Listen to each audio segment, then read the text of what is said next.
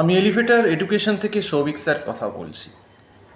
বর্তমানে পশ্চিমবঙ্গে এমবিএর অবস্থা খুব খারাপ এবং এখনকার সময় অনেকগুলো প্রাইভেট ইউনিভার্সিটি এবং প্রাইভেট কলেজ যেগুলো খুলেছে অটোনোমাস, তারা কোনো রকম এন্ট্রান্স এক্সাম ছাড়াই কম্প্রোমাইজ করে অনেকেই স্টুডেন্ট নিচ্ছে এবং বহু স্টুডেন্ট যাদের স্ট্যান্ডার্ড এমবিএ করার মতো নয় তাদেরকে অ্যাডমিশান করাচ্ছে একটা হিউজ পয়সার বিনিময়। এবং এইভাবেই পশ্চিমবঙ্গে প্রচুর ডিগ্রিধারী ভুয়ো এমবিএ তৈরি হচ্ছে।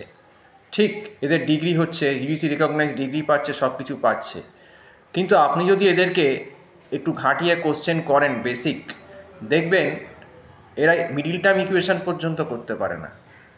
এদের কোনো রকম কোনো নলেজ নেই, কোনো পড়াশুনো নেই, কিছুই নেই, কোনো যোগ্যতাই নেই এমবিএ পড়ার এবং এমবিএ পাস করার। কিন্তু অনেক ক্ষেত্রেই এই রকম স্টুডেন্টদের কম্প্রোমাইজ করে টাকা নিয়ে এমবিএতে পাস করানো হচ্ছে এবং এমবিএ ডিগ্রি দেওয়া হচ্ছে, এবং এটা কিন্তু পশ্চিমবঙ্গে হচ্ছে।